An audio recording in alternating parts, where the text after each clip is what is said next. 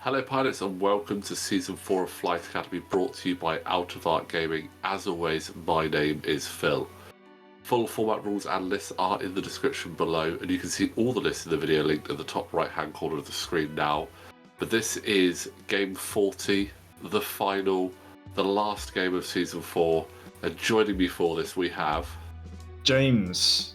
I'm here, I'm finally here for the final. Let's finally get this final done. Anymore? Yeah, this is going to be a great game. I'm thoroughly looking forward to it. We have our just absolute star of the tournament, Josh, the rookie of the year, and he's been fantastic, up against our veteran Ben, who is going to try and get that full clean sweep. Yeah, Ben here in the final, undefeated so far, up against Josh, the new player who's done incredibly to even get to the final. We've got a real David v Goliath underdog story potential, but Ben has been brutal in pretty much all of his games. And it's another brutal start from him again. 5 forwards from Midnight and Quick Draw just to close that gap straight away. It's so scary. Ben, after that, I think he's gone straight for Kavil, which, you know what?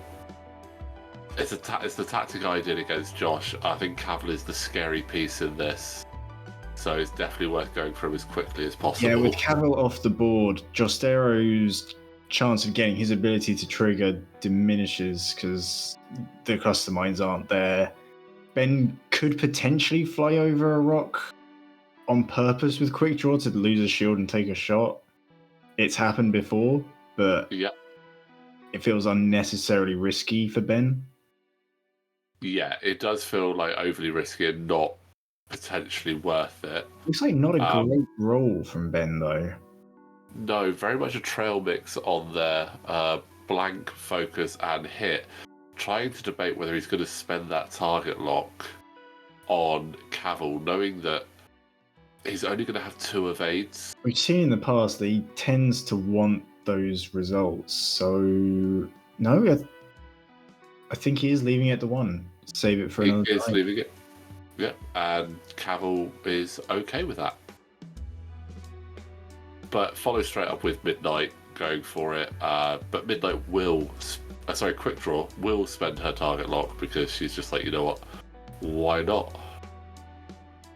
I mean, Midnight's target lock is more beneficial to keep around. Yeah, it is just a bit crazy. It's very good. And sneaking a range 2 Dorsal Turret shot in there as well. No way to mod it, but nice. I mean, but it's a Dorsal Turret shot, so Kavil increases the die. Yeah, so he gets 3 dice on that one. Just the 1 hit. That's unfortunate. Which is evaded. It is a shame. But against Midnight, it's always tough because you can't modify. True, yeah, you look at the shot, you go, I guess I can't really modify it that much. And you go, and Jostero's got a shot as well. Oh, okay. Wow, this is so strange with all the shots. Yeah, and Jostero's not locked, so takes a shield off Midnight. Okay. Yes, Jostero. The one who's literally watching everyone else going, you guys fly really well. Can I learn from you? And it's like, I'll take a ship. This is gearing up to be a very aggressive game, I think. I think we're about to see a lot of maybe range 1 shots happening. Yeah, I mean, quite slow from Jostero. Okay. Yeah. I mean, we've seen Ben has flown very aggressively. I mean, a 5 forward straight in. And Josh has also been flying very aggressively, but I feel like works. Josh probably wants Kavil to get really stuck in to get those mines as a threat. No? Okay. Going slow again. I guess with the turret pointing to the side, that's beneficial. Especially where this is one of those games where he doesn't have the advantage of moving last. Yeah. Because in most games, he's either moving after at least one of the ships or with initiative both. But here, Ben's just like, yep, I'm initiative 6, I'm going to do whatever I want. Disengaging with Midnight. Interesting. Taking that evade, making him seem like a really unappetizing prospect. Interesting that Ben's turned away with Midnight but turned in with Quick Draw. I wonder if maybe he thought someone was going over in that direction with Midnight? Possibly. Or was he worried about the mines in some way? I'm not disagreeing with the move, it's just interesting. Yeah. Maybe just the positioning there, he felt he was a bit too close to that obstacle to like turn in, maybe expecting Kavil to come right into the middle there. And yeah, obviously wanting to avoid mines, he probably is less worried about Quick Draw hitting a mine because of her ability than Midnight. Looking to get a bit of extra range against Jostero there. Well, so you're going to get quite a lot of shots this round. Oh, and also avoiding that range 1 from Kavil though, which is always a good idea. Oh, that's true, yeah. But Quick Draw, just 2. And there's a lovely evade there. It's as good as Cavil's defense is going to get here. When you're rolling 1 green dice, that's when you're going to tend to find you're going to get more evades. Like 1 green dice is better than 4. I've never felt that. I always roll 1 green die and go, well, here comes a blank, and then you roll a focus, and then you look at your tokens, you go, I don't have anything to change that. I mean, in my experience, I've found that 1 green dice. I will caveat actually that there is a slight variation there. It's 1 green dice on a ship that doesn't normally get them. When you get the green dice, they tend to be effective. So on your decimators, on your ghosts. Yeah, okay. It's when you get the green dice with them that they just suddenly become super great. So Kavil going into Quick Draw. There was a bit of debate about going for Midnight, but then you realise it was 4 dice with an evade. Yeah. Ben now has his query. Does he spend elusive to not lose a shield and save it for Jostero, which I don't even think he's got an arc? I think you lose a shield here, save elusive, because then you've still got elusive charged up. You don't have to do a red to get it back. Quick Draw's not in a great position to do a red at the moment. And against Jostero, you're going to get 3 evade dice. Yeah. Because I don't think that that's range 2. Plus, if you're going to use Quick Draw's ability, losing 1 shield to get her extra shot, I think you do. But no, Ben has gone for the reroll. He spent it and it didn't actually come off, so he still loses the shield, still gets his bonus attack. There's 8 here. I can't see what that one is. Oh, it's 2 hits. 2 hits, so another shield there. 6 red dice against 2 evades, it's only 2 damage. It's not a great return. No. Quick Draw's mods just weren't really doing anything. Yeah, spent the target a lot last rounds. I didn't have fire control, which is an incredible upgrade. Yeah, I guess that is the big difference here, isn't it? Yeah. Ooh. But here's that quick move from Jostero. Zooming in, like slowly rolls, and then yeah, okay. Having a think, I'm guessing maybe reposition. Wanted to try the barrel roll, but I don't think not so. enough space there. Like, because he tried to barrel roll, that probably means Kavil might have bumped. Quite likely looking at that. Unless he's gone. Interesting to try and barrel roll the other way. I think he was hoping to barrel roll in front of Quick Draw, Yeah, that potentially makes sense. bump there. And I guess this way you still got Kavil's turret. Jostero has a shot. At the moment, at least. Obviously, Ben hasn't moved anyone yet. Oh, That is the damage on Kavil, and there is the sloop. oh, I take back what I said about red moves. There's a red move right there for elusive and keeping shots. So, what do I know? That's why I'm not in the final. The best thing about this for Ben is he's got Pattern Analyzer and Proud Tradition, so he gets his target lock and a focus after doing a red move. And now he's also got the side lock for the fire control system. And that's almost as crazy as some of your T70 shenanigans there. He's got more actions off of a red move than a blue. Yes. That's... Proud Tradition is really good. Yeah. Like, after watching Ben use Proud Tradition, it's making me go, why do I not put that on ships? Oh, there's a sneaky range 3 there.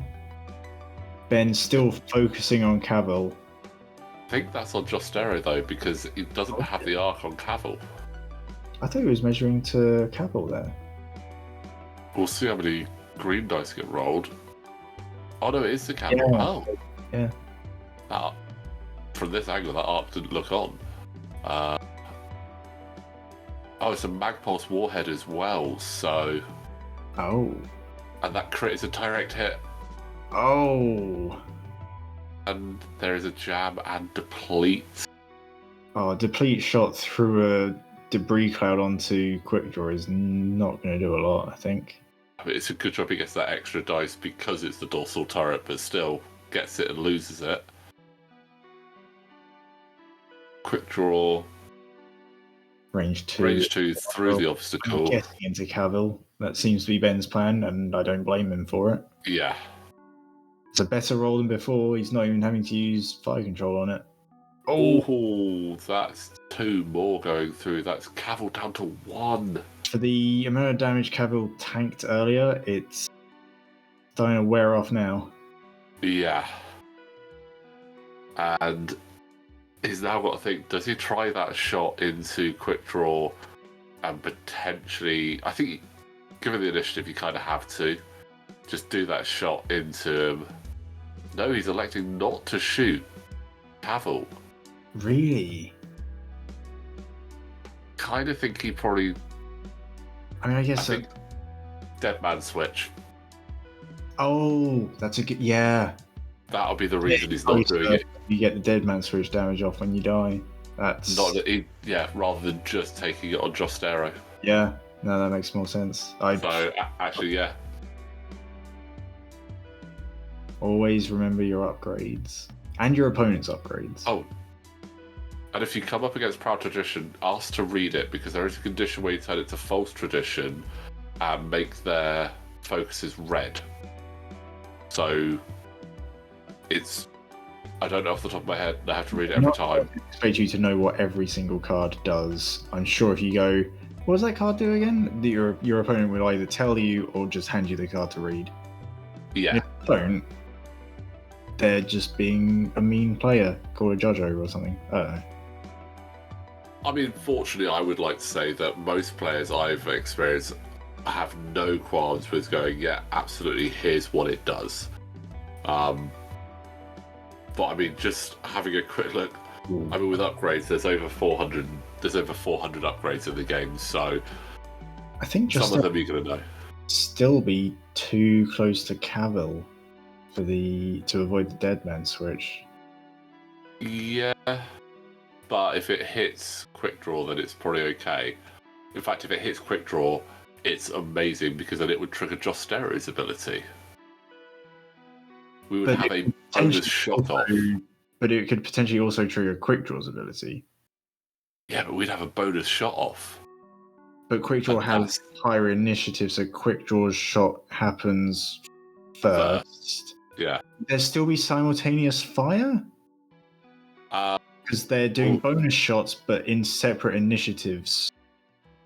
So this is a question we've had before in another game, and the way I read it is obviously Quick Draw loses a shield, they get a bonus shot. If someone else has a bonus shot off the back of that, Quick Draw is initiative 6, so you then go back to initiative order. So if Quick Draw were to kill Jostero with the bonus shot, Jostero wouldn't get their bonus shot. Yeah, that's how I would read it. Okay. Makes sense. I mean, I doubt it's going to come up here, but it's one of those weird interactions. It's interesting to know what would happen. I mean, Jostero's got 7 health, so... But looks like... So, it's range 1 from Midnight into Kavil. It's the only shot that Midnight's got. Well, will get hit by the Dead Man Switch, because I really don't think Kavil's living this round. No. I mean, he's got a focus there. Spend it, that's 2. That's Kavil dead. Got the evade, though. Sneaky evade. That's Kavil dead, and I think that's all 3 ships hit. So... One there. Midnight, Quick Draw, definite. One there. Oh, double checking on Jostero. Oh, might not. Jostero does not get hit by the Dead Man Switch. That's amazing. But we have bonus versus bonus now. I mean, if you get a Dead Man Switch like that, that's almost perfect. The only way that could be better for Josh is if Quick Draw didn't have an arc.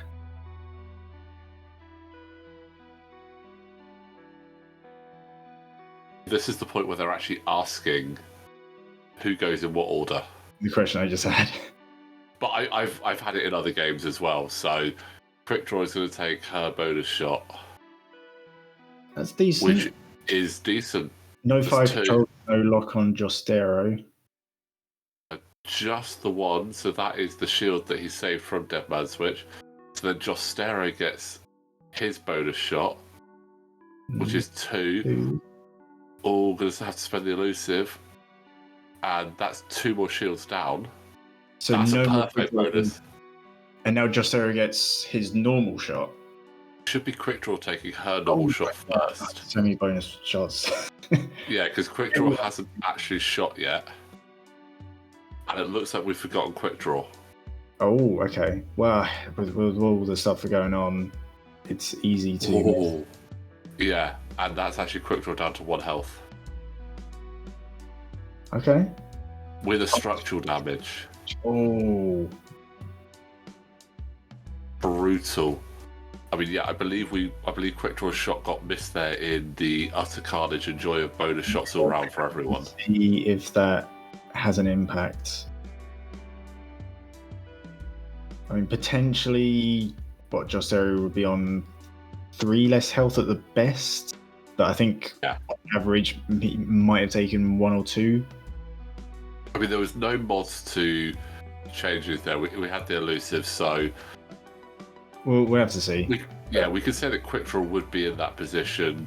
I mean, maybe a weapons failure for Jostero. Oh, that's a sneaky little. I like that. Gets the elusive back. And gets the tradition.